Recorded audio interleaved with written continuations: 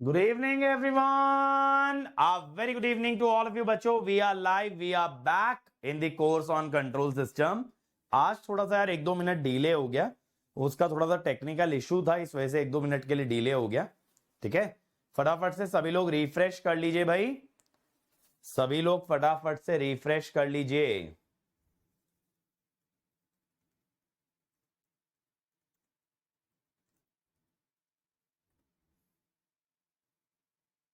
चलिए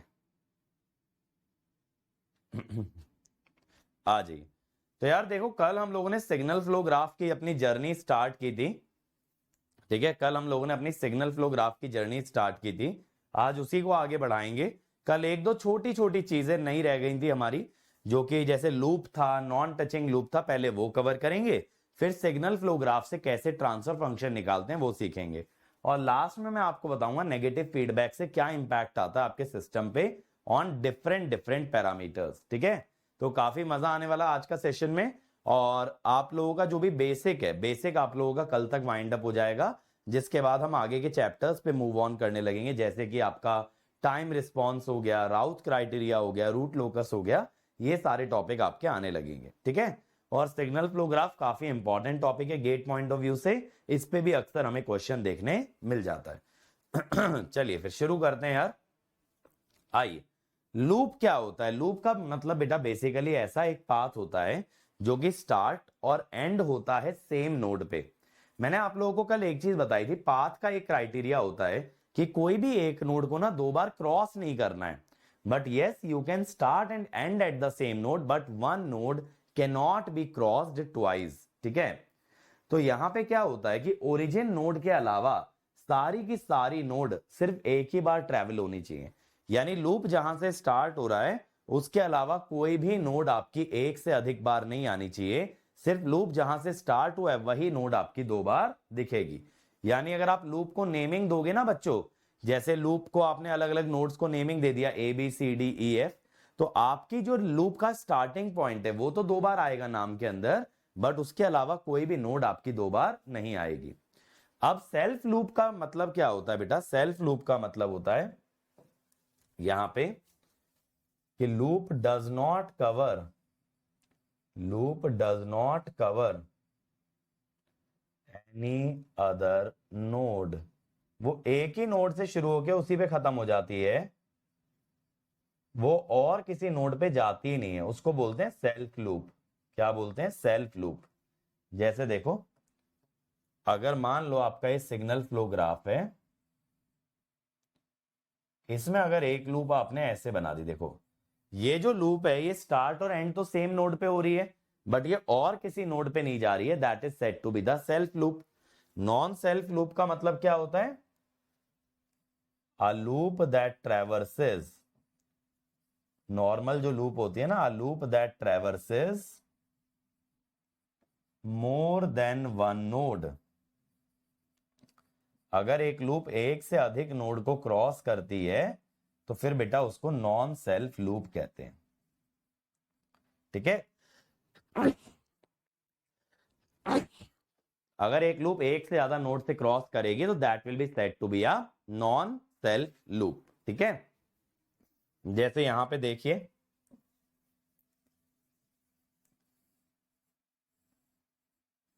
जो कल हम लोग ले रहे थे ना ग्राफ, जो ग्राफ हम लोग कल ले रहे थे, ये देखो, ये एक नॉन सेल्फ लूप है. ये 2 नोड के बीच में बनी है. ठीक है, ये 2 नोड के बीच में बनी है.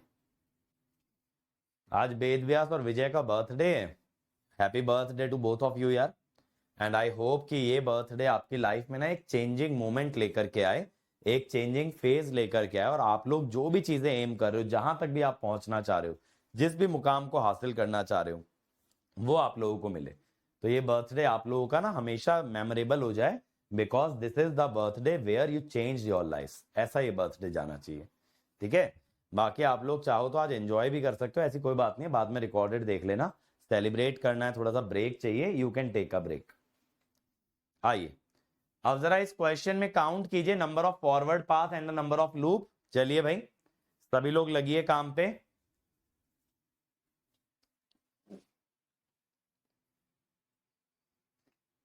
देखें कौन कौन बच्चे काउंट करेंगे number of forward path and loop. मजा आता है ना इस टाइप के question, number of forward path, number of loop, ये सब चीजें निकालने में।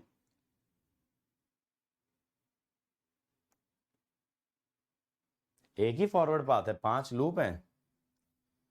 वैसे ये तो यार इस प्लेटफॉर्म पे ना, मतलब क्लास लेने में और आप लोगों से इंटरेक्ट करने में काफी अच्छी फील है। आप लोगों का क्या कहना है इस बारे में? मतलब काफी एक ऐसा लग रहा है कि क्लोज्ड एनवायरनमेंट है जहाँ पे कि सभी बच्चे एक दूसरे को बहुत अच्छे से जानते भी हैं, जुड़े हुए भी हैं।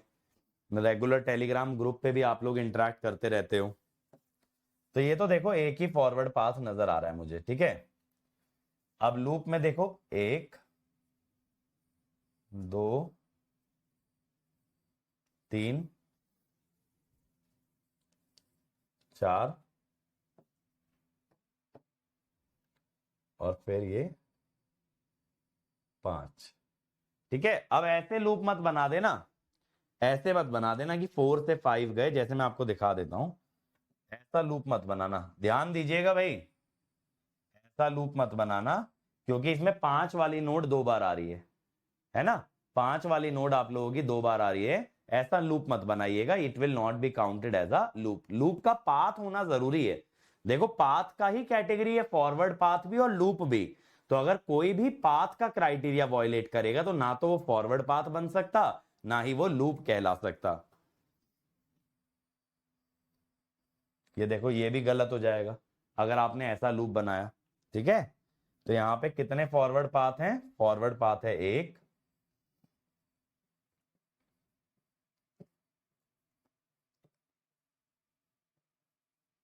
और लूप है 5,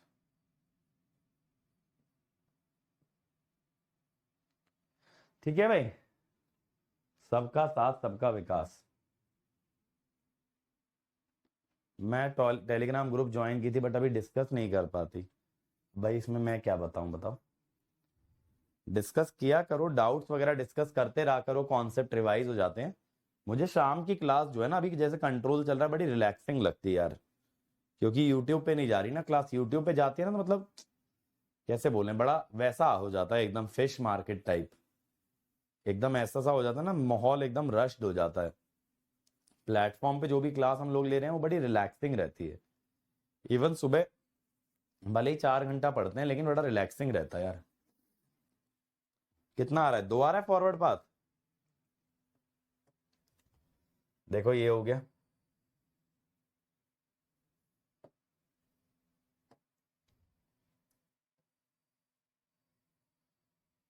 ये हो गया, ठीक है।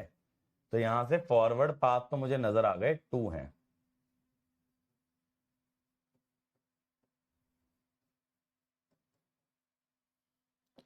अब अगर लूप की बात करें बच्चों, 1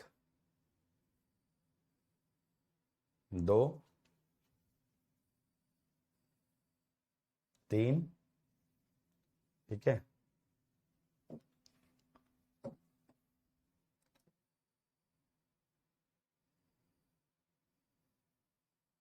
4, और कोई लूप बन रही है? ऐसे तो लौट नहीं सकते, ऐसे आ सकते हैं। यही बन रही है, 4 बन रही है लूप तो, है ना। साउंड कम आ रहा है, साउंड का इशू आ रहा है क्या भाई? आना तो नहीं चाहिए, मैंने बैटरी तो चेंज की थी। साउंड का तो इशू नहीं आना चाहिए। फोर्थ वाली बंद तो रही है बेटा, कोई भी नोड 2 बार क्रॉस नहीं हो रही। देखो फोर्थ वाली ये जो है, पहले 3 6 5 3, ये नोड, ये कौन कौन से लूप से आ रही है? 3 6 फिर 5 फिर 3। कौन सी कोई भी नोड इसके अंदर 2 बार नहीं आ रही? 2 3 6 5, 2 3 6 5। तो 2 पे वापस कहां आए आप बेटा? लूप बनाने के लिए वापस भी तो आना पड़ेगा। लूप बनाने के लिए जहां से शुरू किए हो वहां पे वापस भी तो आना पड़ेगा। जो बच्चा बोल रहा है 2 3 6 और फिर 5, 5 पे ही तो रुक गए, 2 पे वापस कहां आए? स्टार्टिंग और एंडिंग सेम पॉइंट पे होनी चाहिए ना। आ जाओ, नॉन टचिंग लूप। अब देखो बेटा, दो लूप्स को आप लोग आपस के अंदर नॉन टचिंग तब कहते हो जब उनके बीच में आपस में कोई भी नोड आपका कॉमन ना हो। ठीक है, 3 6 5 4 2 3, 3 6 5 4, 5 से 4 कैसे जाओगे? कौन सा रास्ता है भाई, बताओ साई? 5 से 4 कौन सा रास्ता है? तो 4 से 5 है ना एरो, 5 से 4 कैसे जा रहे हो? 2 3 6 5 4 2, 2 3 6 5, 5 से 4 फिर कैसे जा रहे हो? यही तो जानना चाह रहा हूं। नियो भाई भी 5 से 4 जा रहे हैं, साई भी 5 से 4 जा रहा है, कैसे जा रहे हो? कोई रास्ता ही नहीं है। आ जाओ। नॉन टचिंग लूप बेटा, दो लूप्स को आप तब कहते हो जब उनके बीच में कोई भी नोड कॉमन ना हो। जैसे अगर आप लूप को ऐसे नाम दोगे ना, जैसे अभी आप दे रहे हो, 5 से तो अलग लूप स्टार्ट हो जा रहा है। अभी रुक जाओ, चलो ध्यान दो। जैसे मैंने ये नाम दिया है, जैसे आप चैट में लूप को नाम दे रहे हो, अगर आप ऐसे नाम देते हो और उसमें कोई भी नंबर या कोई भी नोड का नाम रिपीट ना हो, या दोनों लूप के बीच में कोई भी नोड कॉमन ना नजर आए, then they are said to be the non touching loop. तो हम लोग क्या कह रहे हैं? Two loops are said to be, two loops are said to be non-touching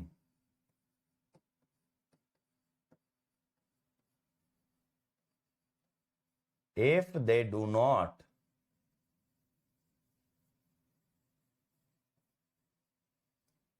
have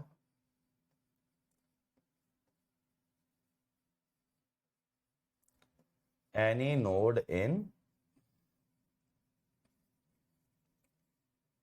common। दो लूप्स को आपस में नॉन टचिंग आप तब बोलोगे जब उनके अंदर कोई भी नोड कॉमन ना हो। ठीक है, सिंपल सी डेफिनेशन है, इसमें मतलब और कुछ ऐसा है नहीं जो कि आपको पता होना चाहिए। मैं आपको इसका प्रोसेस लिखवा देता हूं, क्या करना होता है। नेम और नंबर द नोड्स। आप या तो नोड्स को नाम दे दो या तो नंबरिंग कर दो।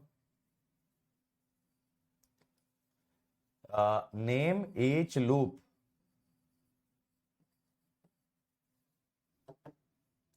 name each loop on the basis of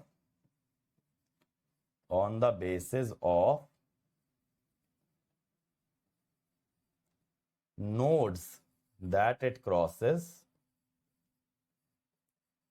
किसके आधार पे बेटा? जो जो नोड ये क्रॉस करेगा। if two loops do not have any common node in their name, any common node in their name,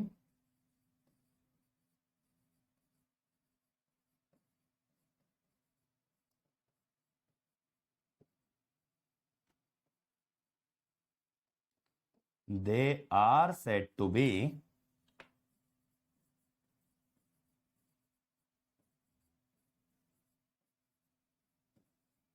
non-touching।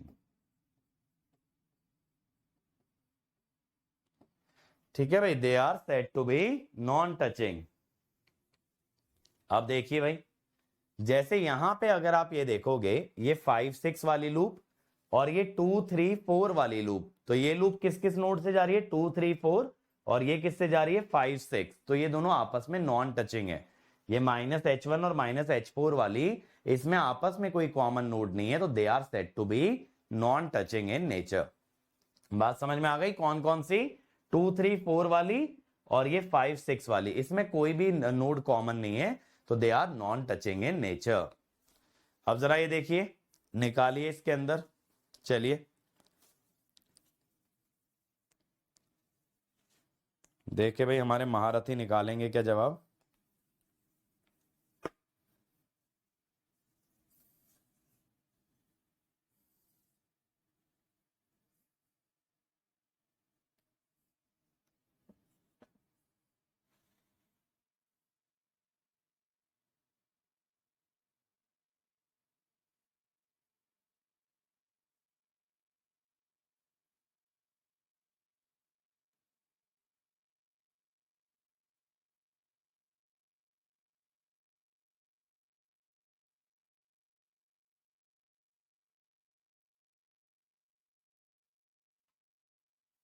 आया भाई? फॉरवर्ड पाथ काउंट किए? एक तो देखो तीर की तरह सीधा उड़ा दिया करो। अक्सर एक ये ऐसा फॉरवर्ड पाथ तो रहता ही है ग्राफ के अंदर ना, के ऊपर से ऐसे डोम से ये गए, एक के नीचे ऐसे डोम से ऐसे गए, 3। अब यहां से जाके ऐसे भी तो जा सकते हैं, फिर यहां से जाके देखो, अब एक रास्ता ये भी तो है।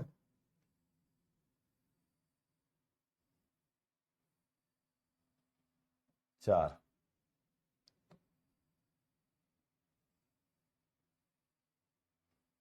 5, इस तरह से 5 फॉरवर्ड पाथ बन रहे हैं यार।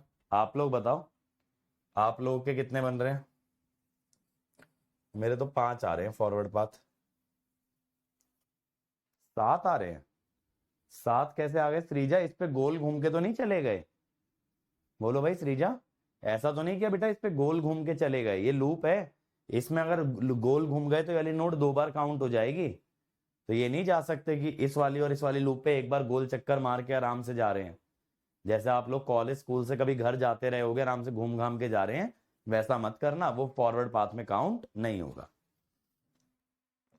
अब देखो लूप को नेमिंग के साथ लिखेंगे, उसके लिए क्या करें? नोड्स को नंबरिंग दे रखी है क्या? 3 4 5। इस नोड को नाम दे दो 6। ठीक है, ठीक है।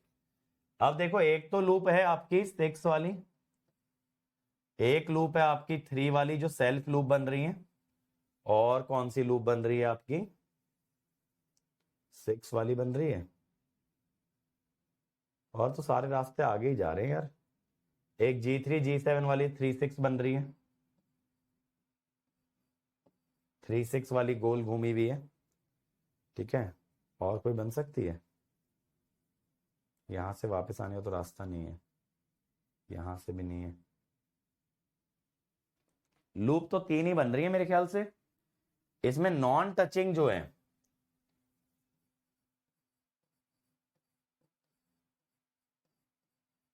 नॉन टचिंग पेयर आप बोलोगे एक ही है। कितना है नॉन टचिंग पेयर? आपका एक ही है, L1 L2 वाला। ठीक है, इसको दो नहीं बोलोगे, इसको एक बोलोगे। नॉन टचिंग पेयर एक ही है आपका L1 L2 वाला, इसको ग्रुप में नॉन टचिंग बोला जाएगा ना भाई। 2 4 भी तो होगा एज अ लूप। 2 4, 2 4 लूप कैसे बन रहा है बताओ? वापस कहां आ रहे हो? 4 से 2 आने का रास्ता कहां है? 4 लूप हैं, 2 4 भी तो होगा एज अ लूप। मैं समझ नहीं पा रहा, 2 4 किसको बोल रहे हो? G2 G4 को बोल रहे हो? किसको बोल रहे हो 2 4?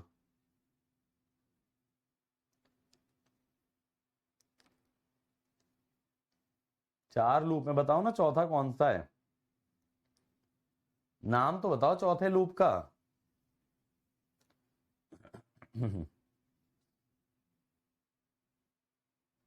अरे बेटा, नॉन टचिंग लूप को पेयर के फॉर्म में ही दिया जाता है।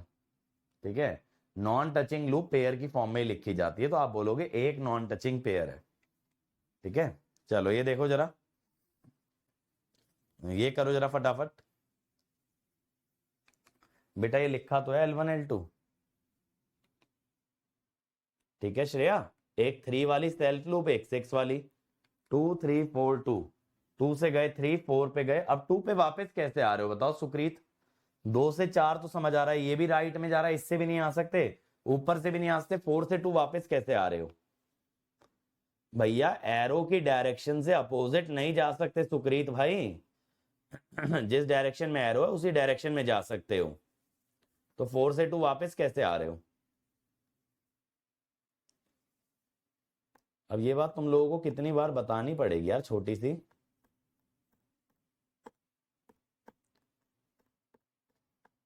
अरे तीनों आंसर दे दो यार, ऐसे एक एक करके मत दो कि फॉरवर्ड पाथ 6 हो गए, अब लूप काउंट करने बैठेंगे।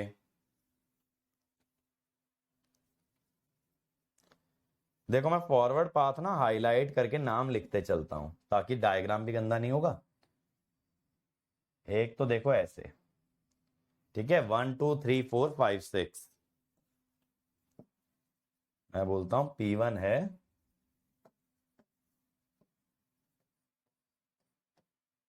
1 2 3 4 5 6। हम पहले फॉरवर्ड पाथ की बात कर रहे हैं, ठीक है भाई। अब सेकंड फॉरवर्ड पाथ है 1 2 8 7 5 6, ठीक है। ये वाला देखो ऐसे, ये भी तो एक फॉरवर्ड पाथ ही है, करेक्ट। अब अगला फॉरवर्ड पाथ है आपका कौन सा, ये ऐसे, ये देखो 1 2 3 7 5 6, 1 2 3 7 5 6।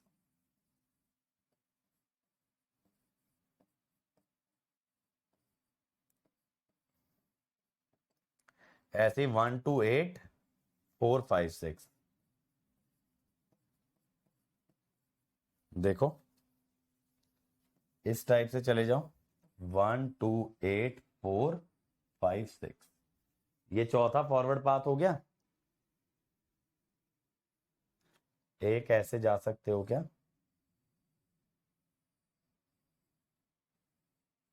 ऐसे भी तो जा सकते हो, इसमें भी तो कोई नोड दो बार नहीं आ रही, ये वाला भी तो एक फॉरवर्ड पाथ बन ही रहा है, कोई भी नोड इसके अंदर दो बार नहीं आ रही।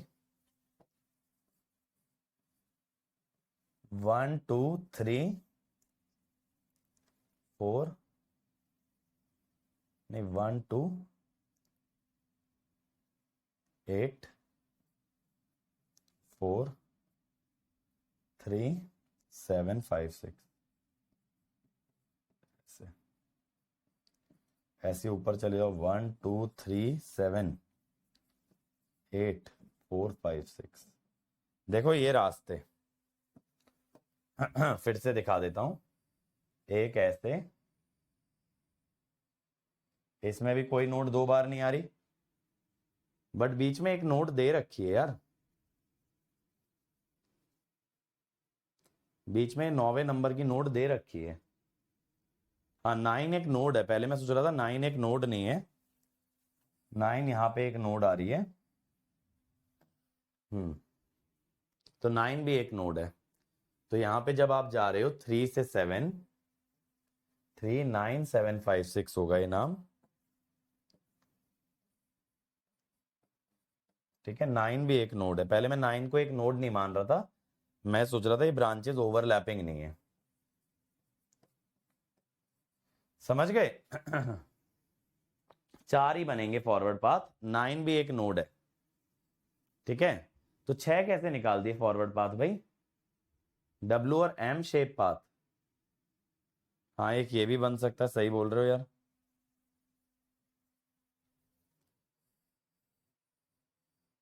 ये भी तो बन सकता है, 9 अगर एक नोड है, बहुत अच्छी ऑब्जर्वेशन है। 1 2 3 9 4 5 6, ऐसे नीचे से 1 2 8 9 7 5 6, 6 फॉरवर्ड पाथ, क्या बात, कमाल है, ठीक है। एक ये भी तो बन गया, बन गया ना, 6 6 फॉरवर्ड पाथ हो गए। अब इसके बाद लूप काउंट करना स्टार्ट कर देते हैं भाई, लूप L1 3 4, L2 8 7, और बताओ, एक ये भी बन सकती है ना, नहीं इसमें दो बार नोड क्रॉस हो जाएगी 9th वाली, एक ये बन सकती है 3 9 4 3, 3 9 4 3, देखो ऐसे सॉफ्टी की तरह 8 9 7 8,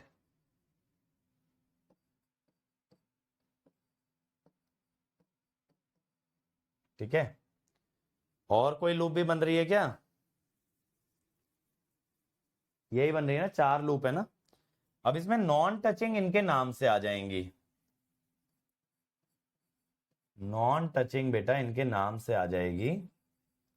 पहले तो देखो L1 L2 के नाम में कुछ कॉमन नहीं है, L1 L4 के नाम में कुछ कॉमन नहीं है, L2 और L3 के नाम में कुछ कॉमन नहीं है, तो 3 पेयर बन गए, 3 पेयर बन गए। ठीक है, नाम से देख लो ना, नाम से समझ आ जा रहा है 3 पेयर बन रहे नॉन टचिंग के। क्लियर हो गई बात?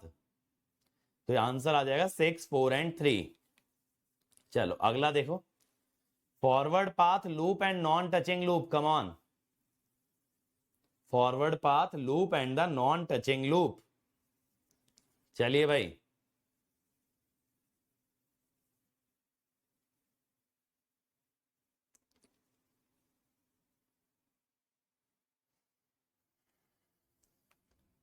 फॉरवर्ड पाथ 2 हैं, बहुत शानदार।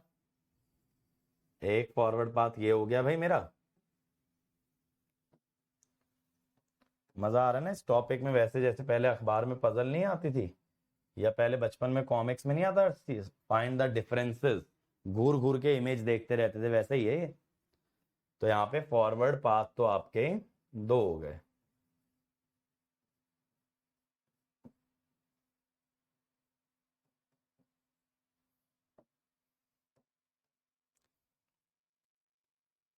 एक लूप, 2 लूप, 3 लूप,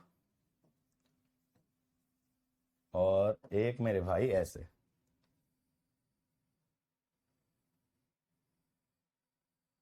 ठीक है, एक ये चौथी लूप, तो लूप हो गई 4। अब नॉन टचिंग इसमें कौन कौन सी हैं?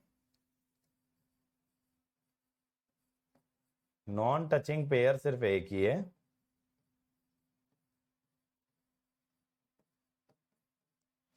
कौन सा है? एक तो ये वाला, कैसे लिखे नाम, नाम ऐसे देते हैं ABCDE और ए। एक तो BC और DE, ये दोनों बस आपस में नॉन टचिंग है, BC और DE। और कौन सी नॉन टचिंग आ गई भाई? और तो कोई भी नॉन टचिंग नहीं है, बाकी तो सभी टचिंग ही है। 2 4 1 आएगा ना, ये देखो जरा। चलो फिर आगे बढ़ेंगे, find the number of forward path loop and the non touching loop.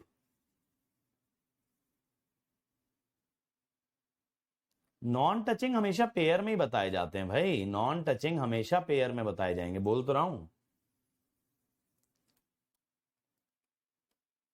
अरे भाई 2 लूप आपस में नॉन टचिंग है, उन्हें 2 थोड़ी एक ग्रुप हुआ ना, वो तो इंडिविजुअली उन्हें नॉन टचिंग थोड़ी बोल सकते। जब भी नॉन टचिंग की बात आएगी तो साथ में बताना पड़ेगा ना।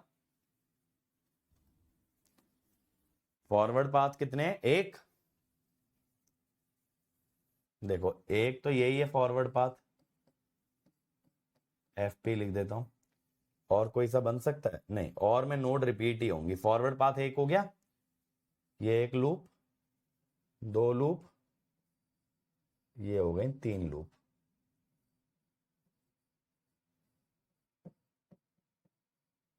अब ये वाली जो दोनों हैं, ये नॉन टचिंग हो गई।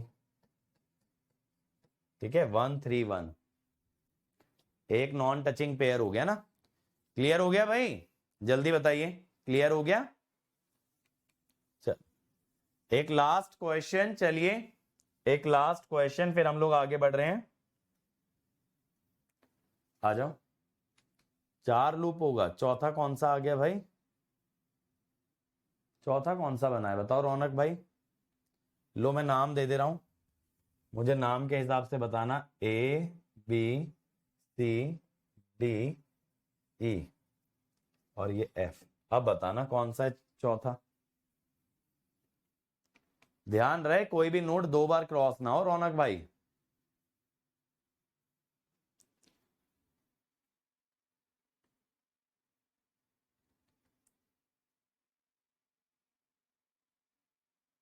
BCDE, BCDE बेटा ये पाथ हुआ, लूप कैसे हुआ? BCDE वापस B पे आओगे ही नहीं, लूप हो गया।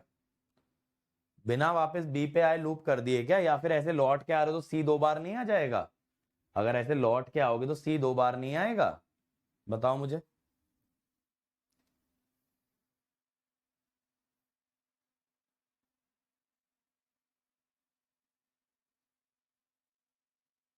क्या आ रहा है, ए आ रहा है। Loop and pair of non touching loop, naming कर दें क्या नोड्स को, देखो ज्यादा इजी हो जाएगा। ये देखो, अब पहली लूप है ए बी, सेल्फ लूप जो है। दूसरी लूप है सी डी, तीसरी लूप है ए डी, चौथी लूप है इसी हिसाब से बी सी। ये 4 लूप हो गई। देखो ये भी तो है, और भी हो सकती है क्या, एक ये भी है, 5 लूप है, ए डी सी बी ए। 4 कैसे, 5 लूप आ रही है ना भाई। देखो ए डी सी बी ए, ये भी तो है 8 वाली, 8 का फिगर, 8 का फिगर भी तो है, ये भी तो एक लूप है भाई। तो 5 लूप आ गई। और कोई बन रही है क्या जो हमसे छूट रही हो। ए, यहां से 2 ही रास्ते निकल रहे हैं ना, अगर ऐसे जाऊं ए, ये भी तो बन सकती है। ये बताओ इसमें क्या दिक्कत है, ये नहीं बन सकती। देखो ए से बी, बी से सी, सी से डी, डी से वापस ए, ऐसे भी तो बना सकते हो।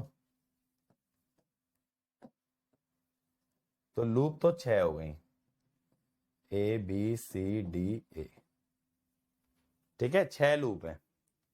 अब यहां पे देखो 3 pair of non touching, pair of 3 non touching. 3 non touching का क्या मतलब हुआ भाई, 3 ऐसी लूप जिसमें कुछ भी कॉमन ना हो, ऐसा है ही नहीं कोई भी। देखो ये दोनों आपस में नॉन टचिंग है, बट क्या इनके साथ कोई तीसरा और जुड़ेगा, कोई भी नहीं जुड़ेगा। L1 जो है L2 के साथ नॉन टचिंग है, इसको टच कर रहा है L1, L4 को टच कर रहा है, 5 और 6 को तो करेगा ही करेगा। 2 वाला 3 को टच कर रहा है, 2 वाला 4 को टच कर रहा है, 5 6 को भी कर रहा है। ये दोनों आपस में नॉन टचिंग है भाई, AD और BC, ठीक है, बट ये सभी को टच कर रहे हैं। तो आंसर विल बी सी, सभी का गलत हो गया, सी आएगा। 3 नॉन टचिंग तो है ही नहीं, कोई भी ऐसी 3 लूप नहीं है जो आपस में नॉन टचिंग हो जाएं। 2 का पेयर है, अगर ये पूछता 2 नॉन टचिंग तो हमारा आंसर आता 6,2, लेकिन इसने पूछा 3 नॉन टचिंग। 3 ऐसी लूप के कितने ग्रुप बना सकते हो जो तीनों में आपस में कोई भी एक दूसरे को टच ना करे। चलिए अब आगे बढ़ते हैं बेटा। जब इतना सब हमने पढ़ लिया, तो इतना सब हमने क्यों पढ़ा, to find out the transfer function, और you can say to find out the gain of the system. अब गेन निकालने के लिए हम जो फॉर्मूला यूज करते हैं that is said to be the Mason gain formula. Mason gain formula क्या कहता है बेटा, कि अगर आपको ट्रांसफर फंक्शन चाहिए तो उसका फॉर्मूला ये होता है k equal to 1 to n pk into delta k by delta. ये k जो है ना सब्सक्रिप्ट में लगा लेना डेल्टा की, ये डेल्टा के ऐसे मत सोचना कि चेंज इन k है, डेल्टा के ऐसे, ठीक है। अब यहां पे बेटा y बाय एक्स कह रहे हो ना, y यहां पे आपकी either an output node, y is either an output node और एन इंटरमीडिएट नोड, और एन इंटरमीडिएट नोड। आपको याद है कल जब मैंने बताया था इनपुट नोड का कॉन्सेप्ट पढ़ाया था, तब मैंने आपको एक चीज बोला था कि जब भी आप ट्रांसफर फंक्शन निकालेंगे बेटा, जब भी मेरे बच्चों आप ट्रांसफर फंक्शन निकालेंगे, हमेशा with respect to input node निकलेगा। आपकी फाइनल वाली नोड आउटपुट हो या नहीं, या बीच की कोई नोड हो जिसको आप चेन नोड कहते हो, मिक्स नोड कहते हो, चलेगा, बट डिनोमिनेटर में सिर्फ और सिर्फ आपका इनपुट नोड आना चाहिए। डिनोमिनेटर में सिर्फ क्या आना चाहिए बेटा, इनपुट नोड आना चाहिए, और कोई भी चीज आपके डिनोमिनेटर में नहीं आ सकती। न्यूमरेटर में आउटपुट नोड भी आ सकता है और न्यूमरेटर में कोई मिक्स नोड भी आ सकता है। अब जैसे देखो यहां पे n का मतलब क्या होता है, n is the number of forward path. n क्या है, नंबर ऑफ फॉरवर्ड पाथ। तो अगर आपके पास दो फॉरवर्ड पाथ होंगे मेरे बच्चों तो कैसे फॉर्मूला बनेगा? फॉर्मूला कुछ ऐसा बनेगा, P1 delta 1 plus P2 delta 2 by delta. ठीक है, अगर आपके पास दो फॉरवर्ड पाथ होंगे तो ऐसे बनेगा। अब सर यहां डेल्टा क्या है, P क्या है, हम बात करते हैं। देखो P K is the gain of the kth forward path. Gain कैसे निकालोगे? जो भी रास्ते में गेन आते जा रहे हैं सबको मल्टीप्लाई करते जाना। जो भी रास्ते में गेन आते जा रहे हैं सबको मल्टीप्लाई करते जाना। जैसे मैं आपको बताता हूं, जैसे ये फॉरवर्ड पाथ था A से C, इसका गेन हुआ 1, 1 इंटू 1। जैसे ये फॉरवर्ड पाथ है सीधे सीधे, तो 1 इंटू 2 इंटू 3 इंटू 4 इंटू 1 ऐसे। तो जो भी आपके फॉरवर्ड पाथ है उसका गेन अगर ऊपर से जा रहे हो तो 1 इंटू 5 इंटू 1, समझ गए? तो जो भी फॉरवर्ड पाथ है रास्ते में जितने गेन पड़ रहे हैं सबको मल्टीप्लाई करते चलो, that will be the gain of the kth forward path.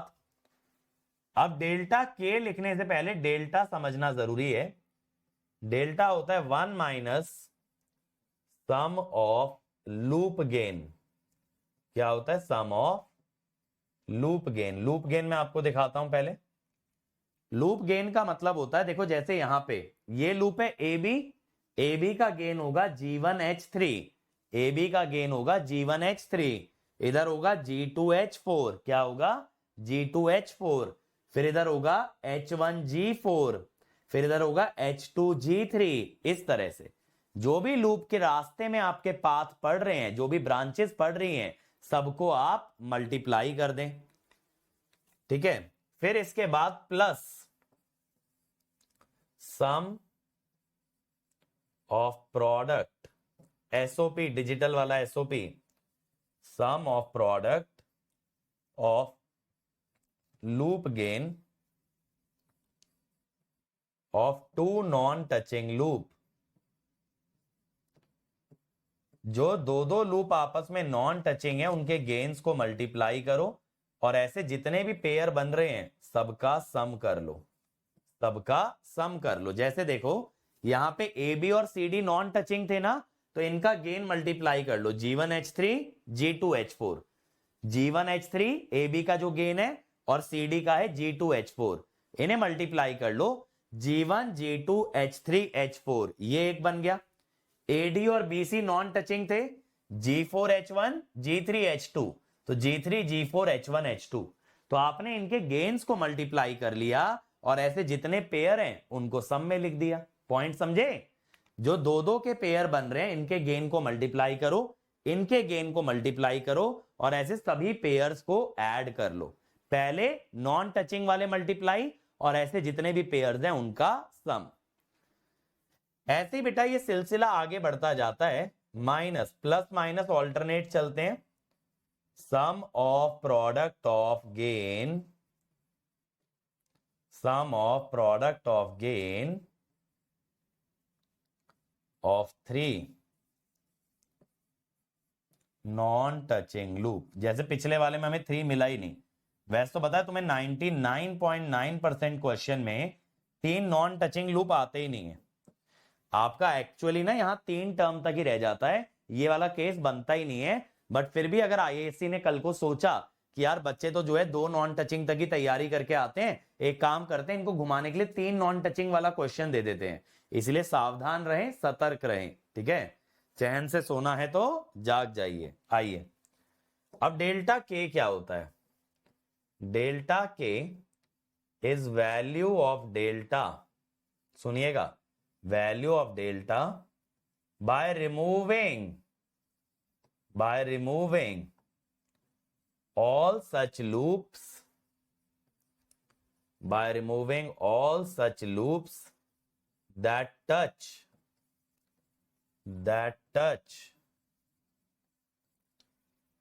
forward path PK, that touch forward path PK। यानी डेल्टा में से वो लूप को हटा दीजिए जो पीके को टच कर रहे हैं। जो कोई भी पीके को टच करेगा उसको भगा देंगे, बचे हुए को आप क्या करोगे? उसको डेल्टा के कह दोगे। तो आप क्या कर सकते हो?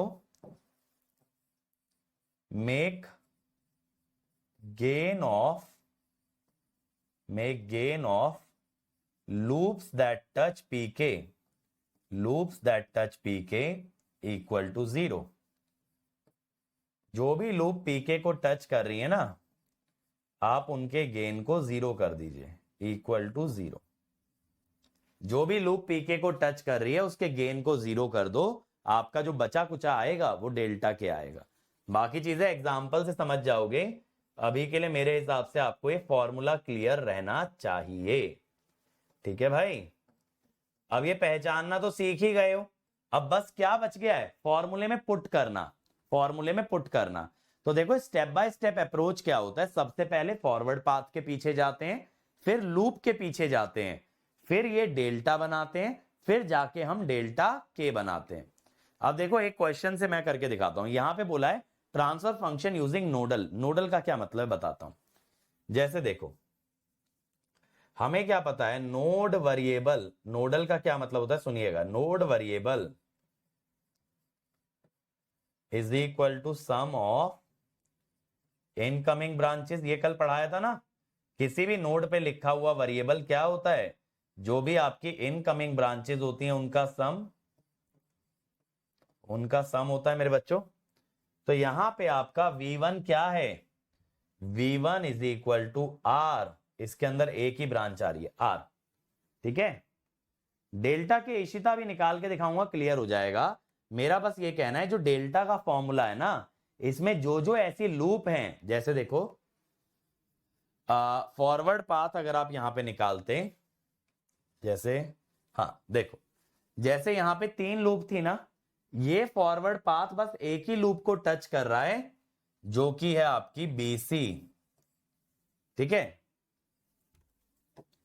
ये फॉरवर्ड पाथ बस एक ही लूप को टच कर रहा है इशिता, BC वाली को। तो डेल्टा में से BC वाली लूप गायब कर दो, अब जो बचेगा delta that will be called as delta k. यानी कौन कौन सी लूप कंसीडर करो, सिर्फ DE और ये CDE। कौन कौन सी लूप कंसीडर करो, सिर्फ DE और CDE। तो डेल्टा के में हम कहते हैं कि सिर्फ वही लूप आनी चाहिए जो पीके को टच ना करे। अब क्लियर हो गया, डेल्टा की वैल्यू लिख लो, फिर उसमें से BC वाला हटा देना क्योंकि ये फॉरवर्ड पाथ को टच कर रही है। जो डेल्टा में बचेगा that will be called as your delta k. ठीक है भाई, अब इधर आओ। Node variable sum of incoming branches होता है, तो V1 में R आ रहा है। अब V2 में ध्यान से देखिएगा भाई, V2 में इधर से आ रहा है GV1 और ये भैया जी घूम के क्या आ रहे हैं HV2 H1V2। तो आप लिखेंगे V2 is GV1 plus H1V2। अब V2 को आप लेफ्ट में ले जाइए भाई, V2 को आप लेफ्ट में ले जाइए,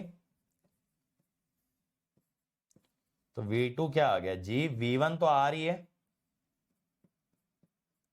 समझ गए, V1 तो आपका R है, यहां तक क्लियर। अब V3 क्या है भाई, V3 में एक ही 2 ब्रांच आ रही है, यहां से G2V2 और यहां से H2V3। G2V2 plus H2V3। V3 में एक तरफ ले लो टर्म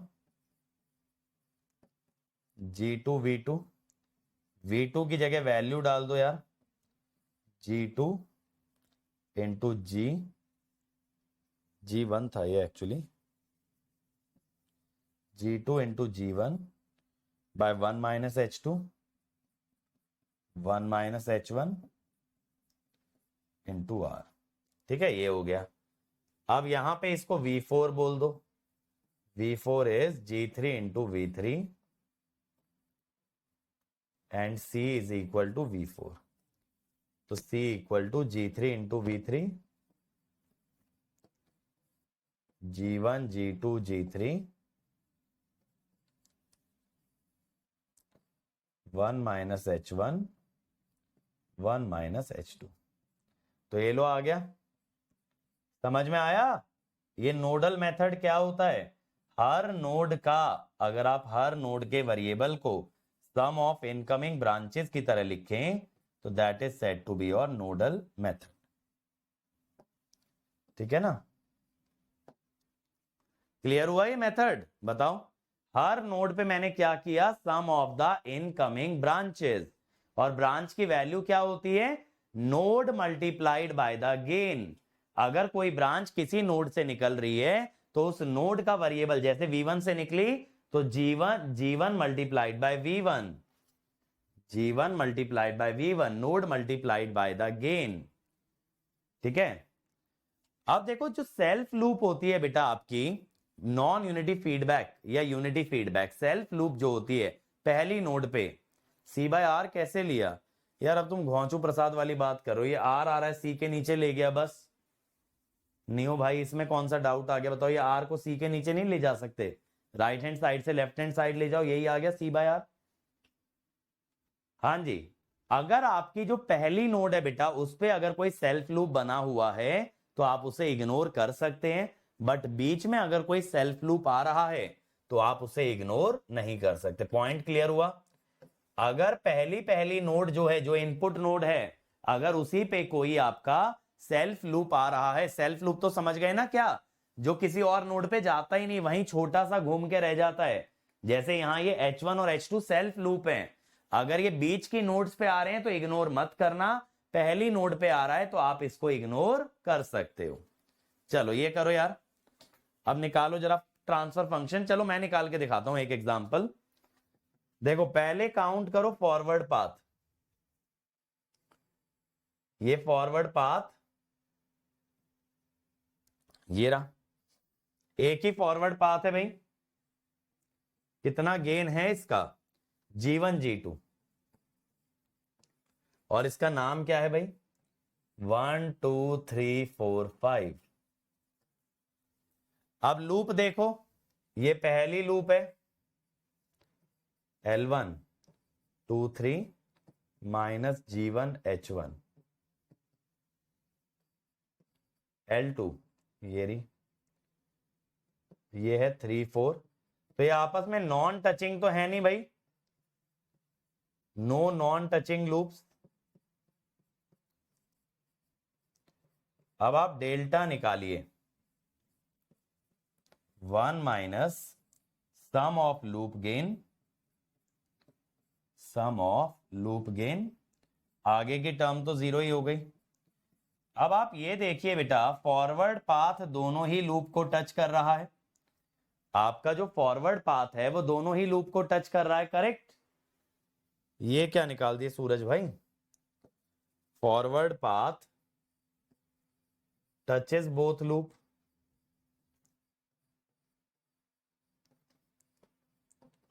अब अगर बेटा आप G1 H1 और G2 H2 दोनों भगा दोगे,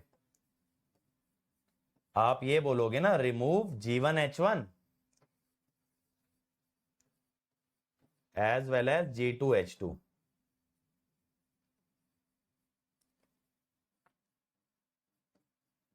ठीक है, G1 H1 as well as G2 H2। अगर आपने दोनों ही लूप भगा दी तो डेल्टा में क्या बचेगा, 1 बचेगा। तो आपका गेन क्या आ गया, देखो फॉरवर्ड पाथ डेल्टा 1 कह दो P1 के लिए, into delta 1 divided by delta. अगर एक फॉरवर्ड पाथ पता है सभी लूप को टच करता है तो उसके लिए डेल्टा 1 जो होता है वो 1 हो जाता है, क्योंकि सारी लूप अगर भगा दोगे बचेगा क्या, 1 ही तो बचेगा। तो ये वाला पॉइंट भी आप लिख सकते हो, इफ a forward path, लॉजिक समझ में आया? अगर एक फॉरवर्ड पाथ सारी लूप्स को टच करेगा, touches all the loops,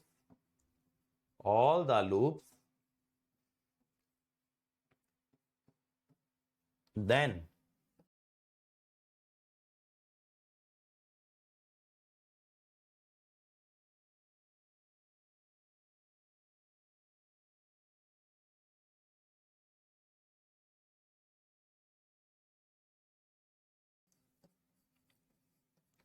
delta k is equal to 1। ठीक है, अगर कोई फॉरवर्ड पाथ पी के सारी लूप को टच कर रहा है उसके लिए डेल्टा के 1 होगा, क्योंकि आप डेल्टा में से सारी लूप भगा दोगे, सारी लूप भगा दोगे तो क्या बच जाएगा, 1 ही तो बच जाएगा बस। अब देखो ये अच्छा क्वेश्चन है, तगड़ा क्वेश्चन है। Find x y z and p. अब ये जो है ना गेट में पूछा गया था, गेट इसी के अंदर बेसिकली इस ब्लॉक डायग्राम को यहां पे लेके आना है। हाँ, डेल्टा में से हमें -G1H1 -G2H2 हटाना है।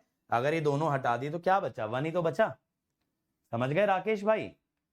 आओ, ये जो बड़ा सा घना ब्लॉक डायग्राम है इसको ऐसे सिंप्लीफाई करना है और बताना है भैया एक्स वाई जेड और पी क्या होगा। पी तो पी है, एक्स वाई जेड बताओ। पी तो पी है, पी बताने की जरूरत नहीं है।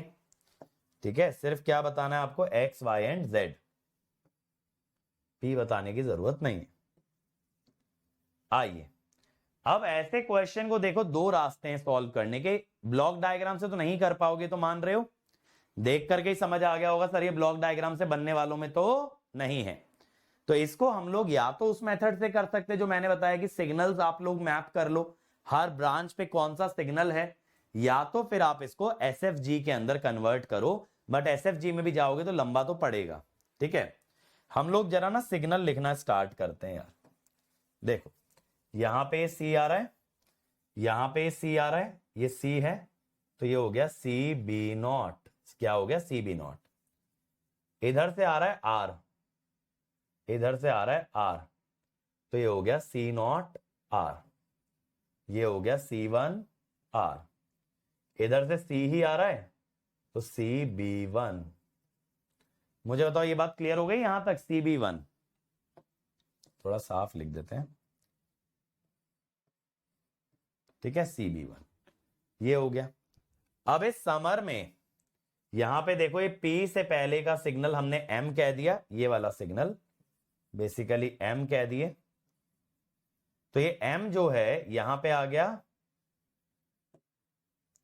एक सेकेंड, मैं ना जरा ये सिग्नल गायब कर दूं।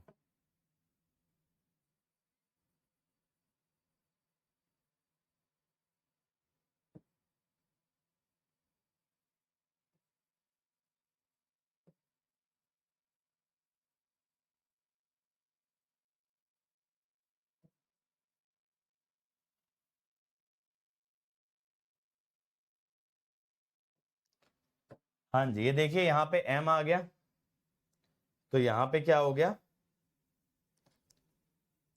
मुझे लगता है ना ये डायग्राम में गलती कर रखी है, इसके नीचे से नहीं जाएगा ये।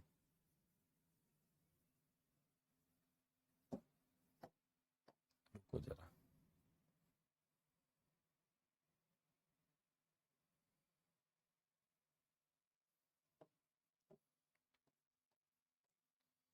ये ऐसे होगा।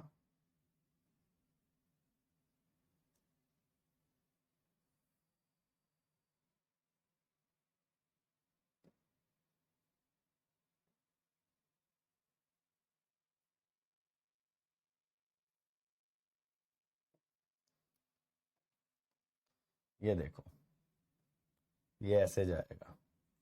यहां से ये जो M आ रहा है, ये जो आपका M आ रहा है, यहां पे आ गया MA1 और यहां पे आ गया MA0। ठीक है, अब हर ब्रांच का सिग्नल बना लिया ना हमने। B2 लिखा है, ये B1 होगा यार। B0 के बाद B1 ही आना चाहिए ना, B2 क्यों आएगा? ठीक है, हाँ। अब हर ब्रांच का सिग्नल बना लिया हमने। अब यहां पे देखो ये प्लस प्लस और माइनस हो रहे हैं, तो यहां पे क्या आएगा? आप इसको बोल दो x1। ठीक है, आप इसको बोल दो x2। बताना जरा x1 क्या आएगा? x1 आएगा ये आएगा सी बी नॉट या b naught c plus c naught r minus MA0 minus MA0। ये x1 आ गया। x2 हो जाएगा बेटा x1 बाय s। ये 1/s जो है ना इंटीग्रेटर को रिप्रेजेंट करता है, हमेशा ध्यान रखिएगा। s माने डिफरेंशिएशन, 1/s माने इंटीग्रेशन। अब ये दूसरे वाले पे आप x3 बोल दो सिग्नल। x3 x3 क्या होगा भाई? x3 will be x2 minus MA1।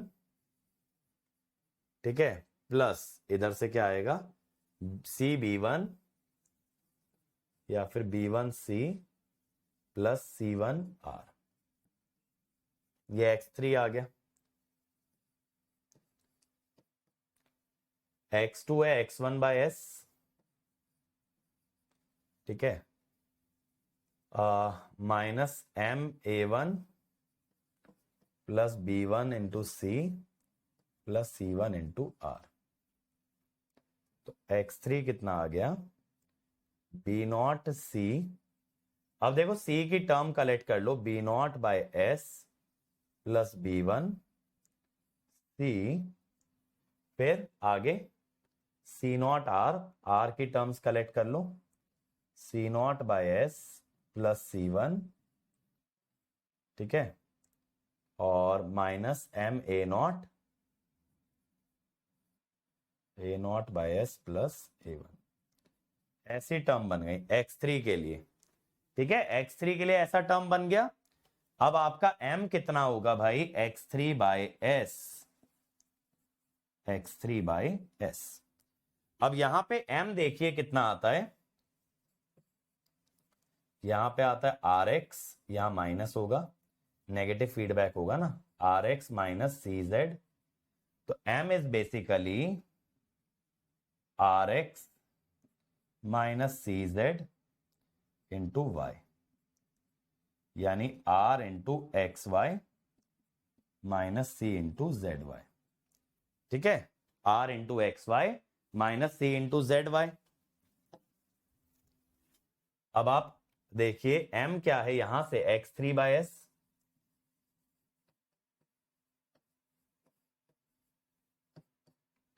M अगर X3/S है, B0/S स्क्वायर। तो कभी कभी ना ये जो तरकीब मैंने तुम्हें बता रखी है बहुत काम आ जाती है। प्लस में आ रहा है ना C, चलो ठीक है, हमारा आंसर माइनस में आ जाएगा। C0/S स्क्वायर प्लस C1,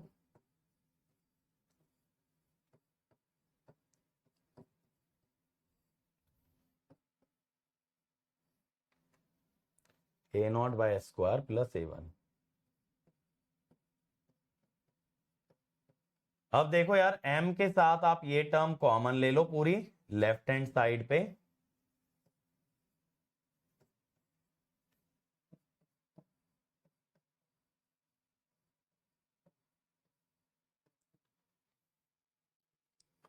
यहां पे एलसीएम ले लोगे,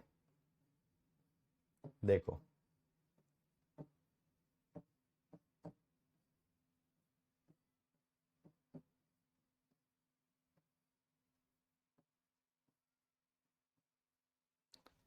अब यहां से अगर आप एलसीएम लेते हो तो M की वैल्यू क्या आई देखना जरा, B1S प्लस B0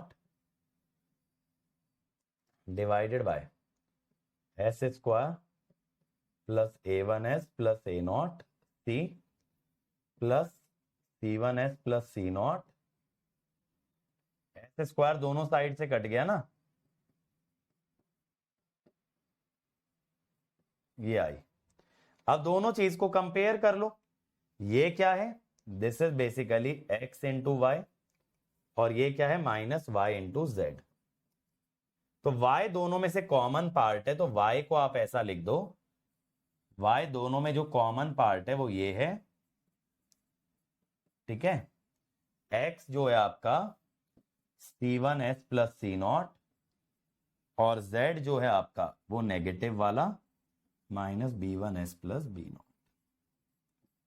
क्लियर हुआ, बताओ क्लियर हो गया कैसे हमने किया, हमने यहां से M का वैल्यू निकाल लिया इसके अंदर से, ठीक है, और यहां पे भी हमने M का वैल्यू निकाल लिया, दोनों को कंपेयर कर लिया।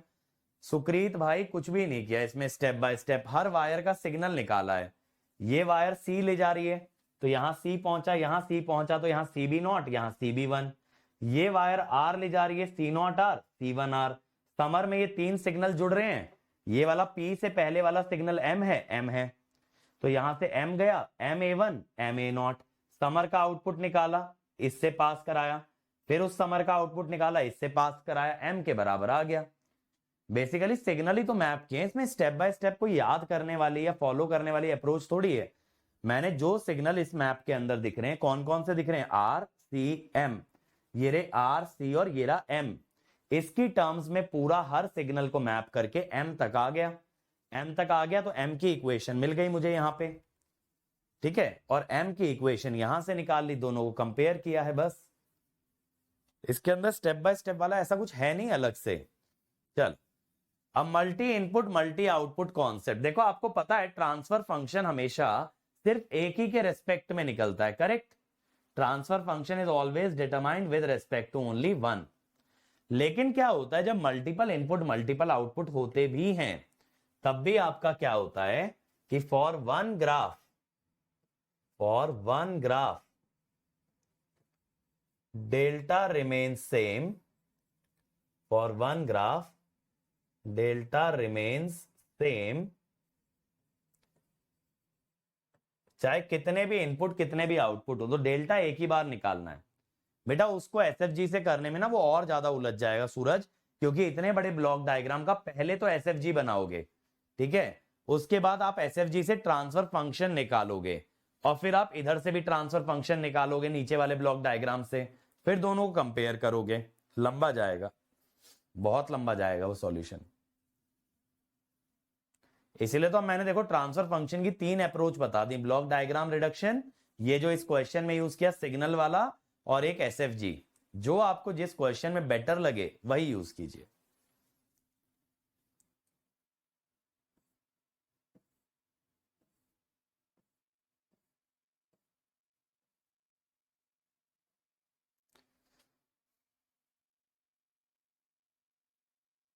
जंप तो होना पड़ेगा वरना एक और नोड डिफाइन हो जाएगी, ना तो उस नोड को आप समर कह सकते ना कुछ कह सकते, सेंस ही नहीं बनेगा कुछ उसका इंटरसेक्शन का। आदित्य भाई ब्लॉक डायग्राम में इंटरसेक्शन का कोई सेंस थोड़ी ना बनता है। सवाल भी गजब लेके आ रहे हो, जंप नहीं होता तो क्या होता, ब्लॉक डायग्राम ही गलत हो जाता।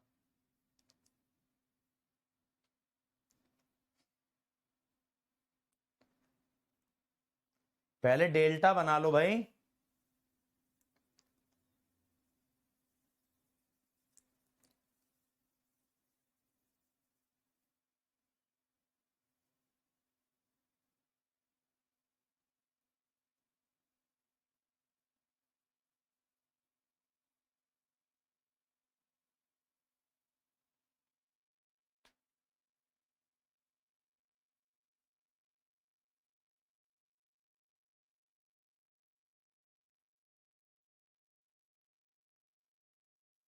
मुझे लग रहा है ना G5 G6 में से एक एरो उल्टा होना चाहिए, वरना R1 से C2 तक तो कभी पहुंचेंगे ही नहीं।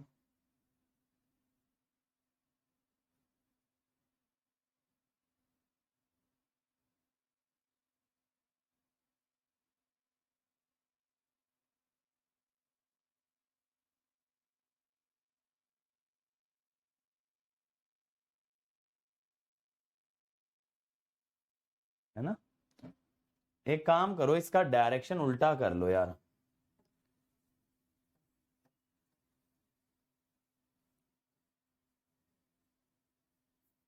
इसका डायरेक्शन उल्टा कर लो, वरना ना R1 से C2 कभी आ ही नहीं पाओगे, तो लास्ट वाला ट्रांसफर फंक्शन तो निकलेगा ही नहीं। इसमें फॉरवर्ड पाथ वगैरह बाद में सोचना बेटा, पहले ना इसके अंदर एक तो नोट्स को नंबरिंग कर देते हैं।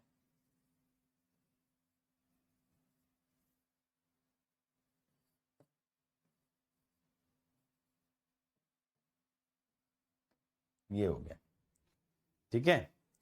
अब इसके अंदर लूप देखना स्टार्ट करो, लूप्स। पहली लूप B1 BC, इसका गेन कितना है -G1H1। दूसरी लूप आपकी है CD -G2H2, ठीक है। तीसरी लूप है BHDCB, BHDCB, तो G5 G6 -H1H2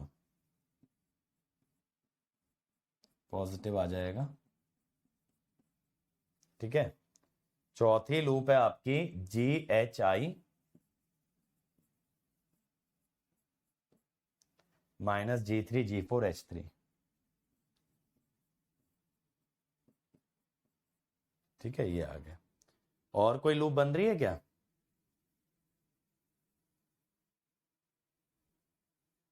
और कोई लूप नहीं है ना, 4 ही लूप है ना? हाँ बोल तो सकते हो, लेकिन ऐसा क्वेश्चन फ्रेम नहीं होगा, इसीलिए मैंने बोला। अब देखो ये 4 ही लूप बन रही है। अब डेल्टा देख लो भाई, 1 minus sum of loop gain minus G1H1 minus G2H2 plus G5G6H1H2 minus G3G4H3। अब इसमें नॉन टचिंग कौन सी है देखना जरा। 1 और 2 वाली नॉन टचिंग नहीं है, 1 और 3 भी नहीं है, 1 और 4 नॉन टचिंग है, 2 और 4 भी नॉन टचिंग है। ठीक है, और 3 और 4 भी नॉन टचिंग है। नहीं, 3 और 4 नहीं है, 1 और 2 और 1 और 4 और 2 और 4, 1 और 4 यानी G1 G3 G4 H1 H3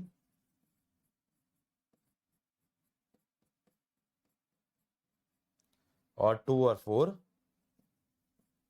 G1 sorry G2 G3 G4 H1 H3 H2 H3 ये हुआ।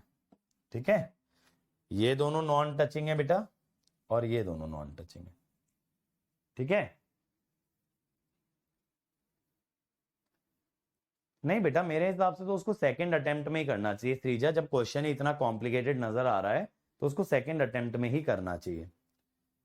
अब यहां पे देखिए डेल्टा की वैल्यू आ गई ना हमारे पास, कितना आ गया, 1 प्लस G1H1 प्लस G2H2, ठीक है, प्लस G5 माइनस G5G6H1H2, या प्लस पहले ये कर लो, प्लस G3G4H3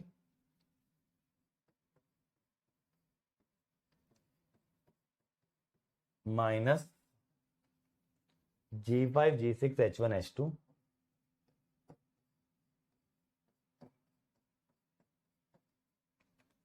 फिर प्लस G1G3G4H1H3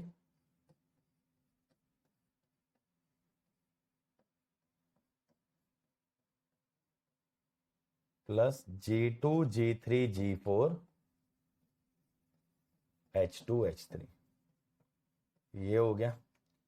अब देखो भैया C1/R1 पहला पार्ट ले लो, C1/R1। अब आप फॉरवर्ड पाथ देखना स्टार्ट करो। इसके बीच में फॉरवर्ड पाथ सीधा सीधा है ABDE, करेक्ट? एक ही फॉरवर्ड पाथ है भाई, ABCDE, एक्चुअली ABHDE भी बन सकता है।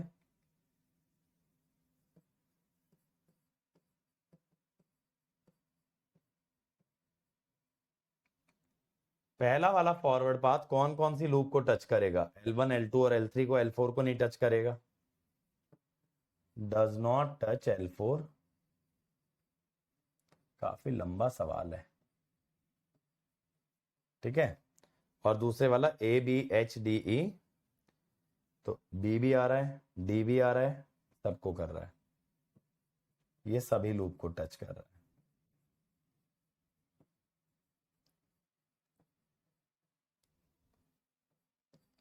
तो P1 का गेन कितना है भाई? G1 G2 है, और इसका डेल्टा 1 में बस एक ही लूप आएगी, L4 वाली। L4 वाली कौन सी है? G3 G4 H3। तो बस यही लूप छोड़ देना बेटा डेल्टा में, G3 G4 H3, बाकी सब भगा दो। अब सेकेंड फॉरवर्ड पाथ जो नीचे से जा रहा है G5 G6, ये सभी लूप को टच कर रहा है, इसीलिए डेल्टा 2 विल बी 1। तो यहां पे गेन कितना आ गया? C1/R1 G1 G2 1 plus G3 G4 H3 plus G5 G6 divided by delta. समझ गए क्या करना पड़ता है? नीचे का डेल्टा डेल्टा ही लिखा रहने दो,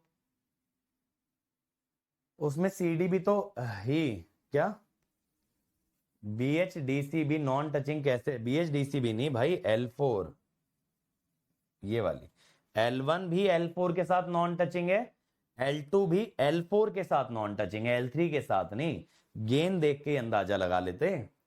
C2/R2, इसमें एक ही सीधा सीधा रास्ता है भाई, G3 G4, C2/R2, इसमें तो एक ही रास्ता है ना, कौन सा है वो, FGHIJ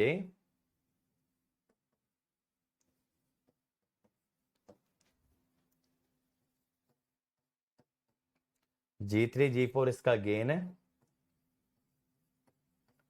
एक किस किस को टच नहीं कर रहा, does not touch L1 L2, ठीक है। तो इसके लिए डेल्टा वन में बस L1 L2 छोड़ देना, G1 H1 plus G2 H2, बस इतना, बाकी सब भाग जाएंगे।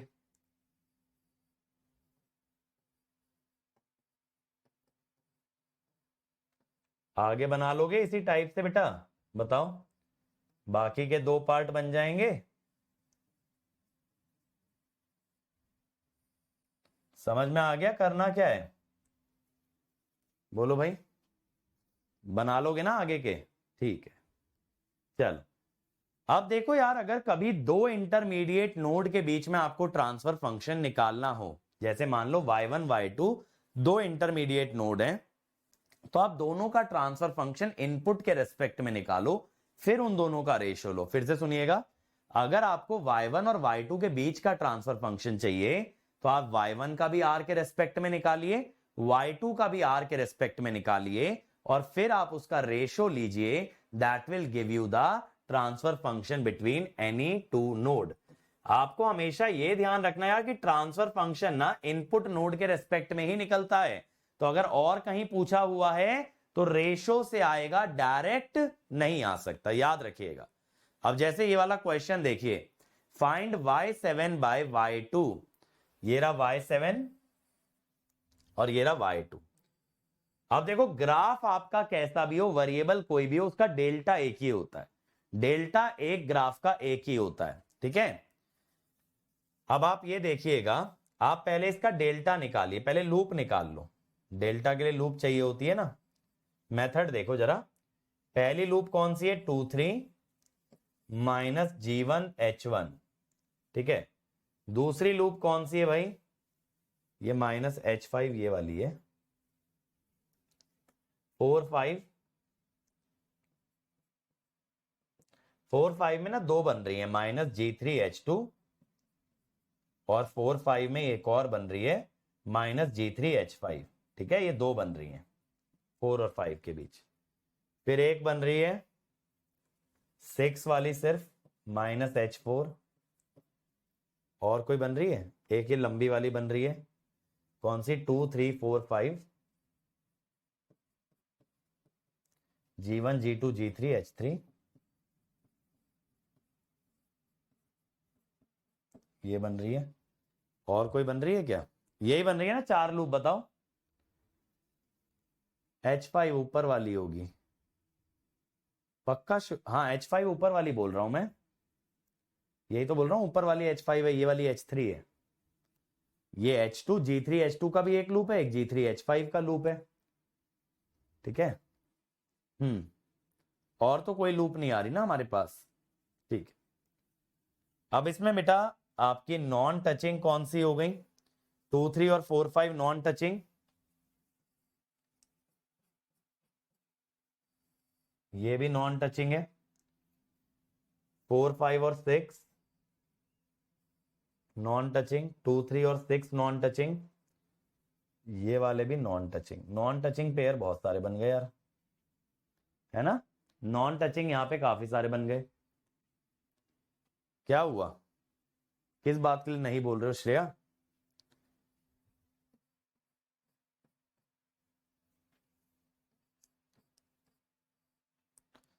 माइनस G1 H1,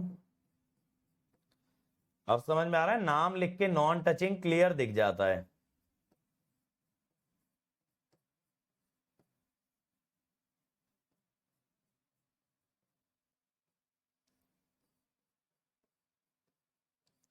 ये तो सम ऑफ लूप गेन आ गया। अब टू नॉन टचिंग लूप ले आओ भाई। टू नॉन टचिंग लूप क्या होगा, पहला वाला दूसरे वाले का product G1 G3 H1 H2, ठीक है। दूसरे तीसरे वाले का प्रोडक्ट, सॉरी पहले तीसरे वाले का G1 G3 H1 H5,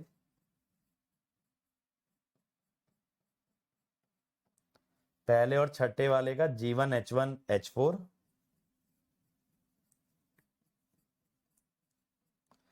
दूसरे और छठे वाले का G3 H2 H4,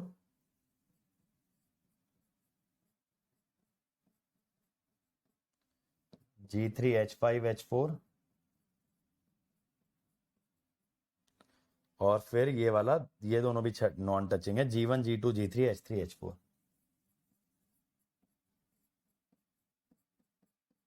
ये तो हो गया विशाल साहब का डेल्टा, ठीक है। ये बड़ा सा डेल्टा, 5 लूप आ रहे हैं। कौन से 5 लूप आ रहे हैं बताओ, 5 ही तो लूप लिखे हमने, 5 लूप और 4 non touching pair, 5 non touching pair हैं यार। 1 2 3 4 5 6, 6 नॉन टचिंग पेयर आ रहे हैं, 6 नॉन टचिंग पेयर आ रहे हैं ना भाई पीके। अगर आप इन दोनों को कंबाइन कर लो तो बात अलग है कि ये दोनों पैरेलल पाथ हो गया H2 और H5। अब देखो भाई, y7 by y2 कैसे निकालोगे, for that you need y7 by y1 and y2 by y1। अब जब आप y7 by y1 की बात करते हो,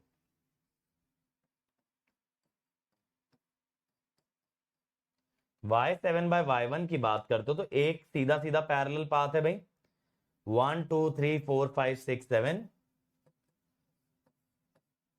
1 2 3 4 5 6 7, ये एक सीधा पाथ है, फॉरवर्ड पाथ। एक ये 1 2 3, फिर ऐसे घूम के 6 7,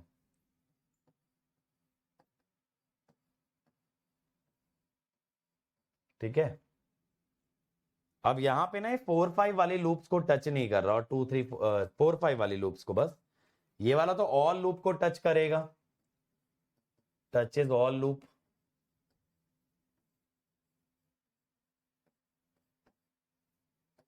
डज नॉट टच 4 5।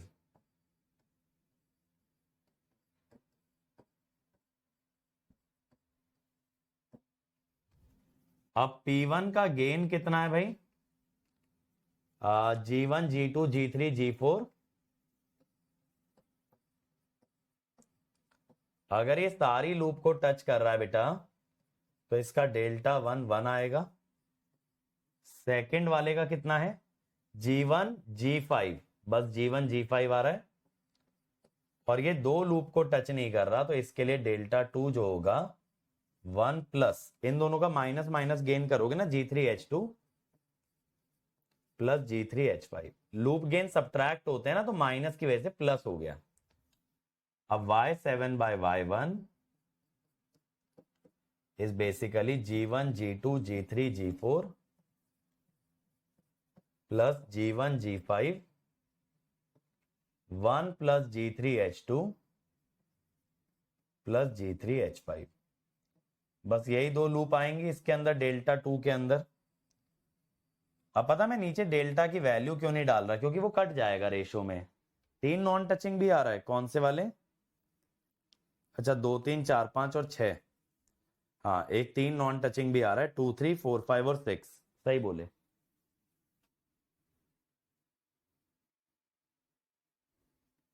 हाँ 3 नॉन टचिंग लूप बन रहा है एक, ये वाले तीनों का ना, ये 4 लूप्स का एक्चुअली। तो माइनस माइनस माइनस माइनस तो प्लस हो गया, G1 G3 G1 H1 G3 G1 G3 square H, ठीक है, H1 H2 H5 H4।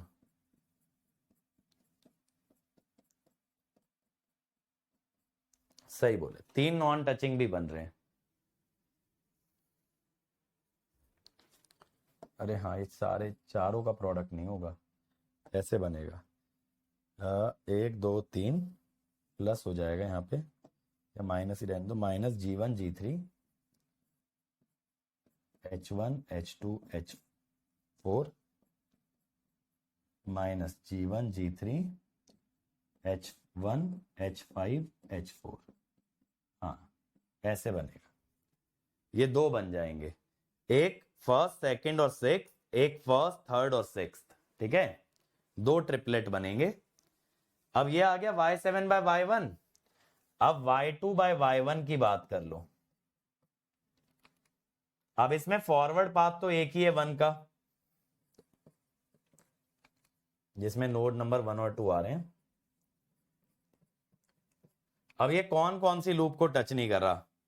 4 5 को टच नहीं कर रहा है और 6 को टच नहीं कर रहा है।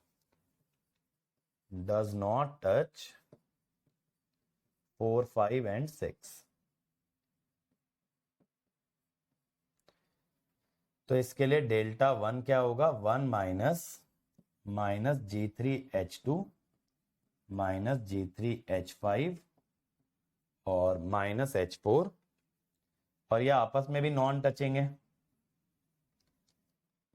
G3H2H4 G3H5H4, ये आपस में भी नॉन टचिंग हो गए। तो यहां पे y2/y1 क्या हो गया? ये हो गया P1 तो 1 है, 1 + G3H2 G3H5 H4 plus G3H2H4 plus G3H5H4।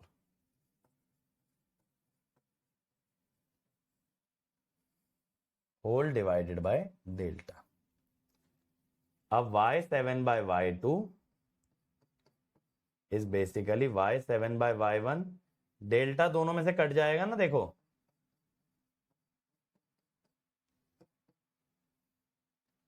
अब ये निकाल ही लोगे, चलो। अब लंबा सा एक्सप्रेशन आएगा इसका भी, ठीक है, इस टाइप से निकल जाएगा। अब जरा ये वाला क्वेश्चन कर दो यार फटाफट से। चलो, एक ये वाला क्वेश्चन बना दो फटाफट से। Consider the following signal flow graph of a system, number of non touching loops are CS/RSS। हाँ, डेल्टा को आप इग्नोर कर सकते हो सूरज, बट डेल्टा लिख लेने से क्या होता है ना, एक बार डेल्टा के लिए सारी लूप लिख लेने से क्या होता है, अगर डेल्टा नहीं भी लिखते, अगर ये लूप लिख लेते, तो आप समझ सकते थे कि इनके Δ1 Δ2 कैसे बनेंगे।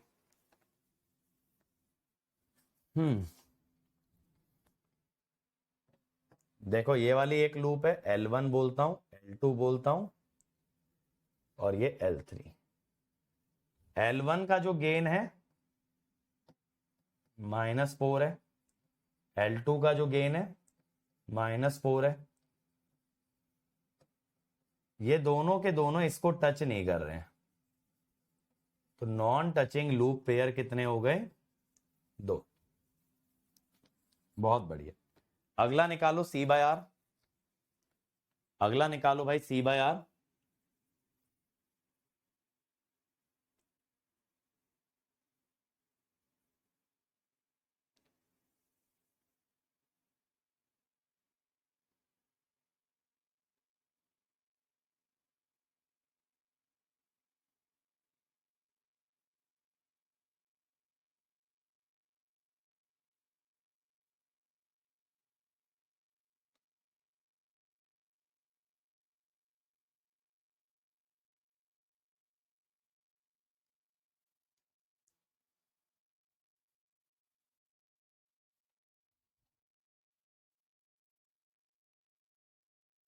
फिर हम लोग जो है ना नेगेटिव फीडबैक वाला टॉपिक अगले लेक्चर के अंदर ही करेंगे, छोटा सा टॉपिक है, बट नेक्स्ट लेक्चर में करेंगे।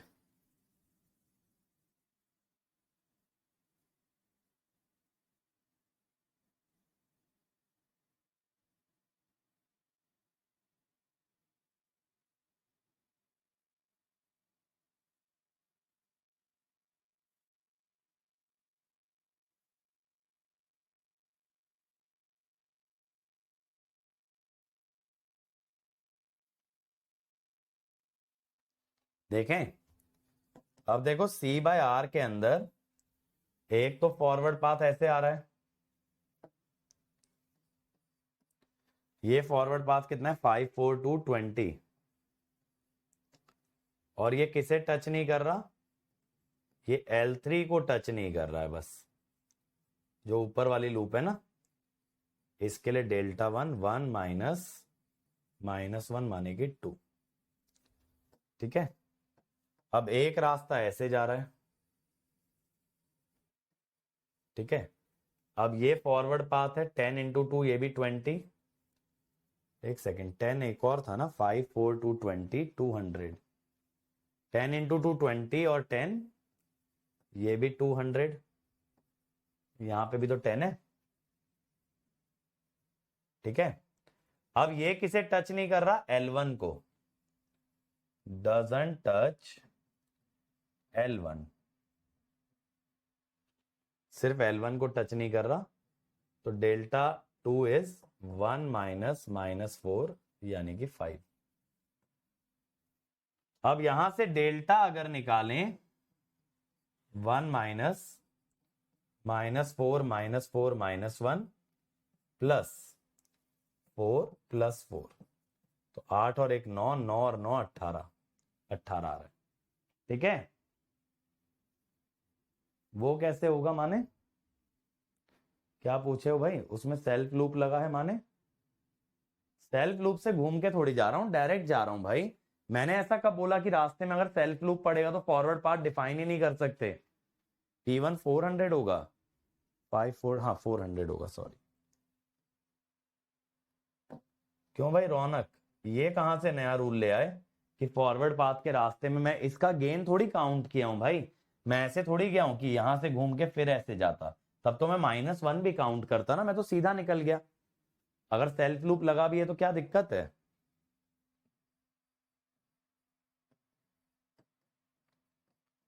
फोर 400 इंटू 2 यानी 800, 200 इंटू 5 1000, 1000 और 800 1800 डिवाइडेड बाय 18, तो ये आ गया गेन 100 आ रहा है।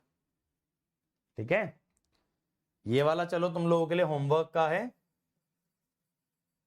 क्लोज लूप ट्रांसफर फंक्शन निकालना है। यहां पे मैं थोड़ा सा इसको क्लियरली स्पेसिफाई कर देता हूं, G1 G2 G3 G4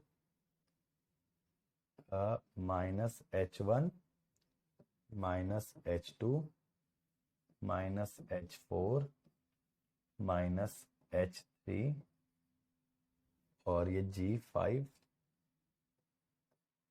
ठीक है, इस टाइप से। चल ये होमवर्क में कर लेना। क्या बात है भाई, रिजाइन कर दिया, और ये वाला पार्ट कल करते हैं।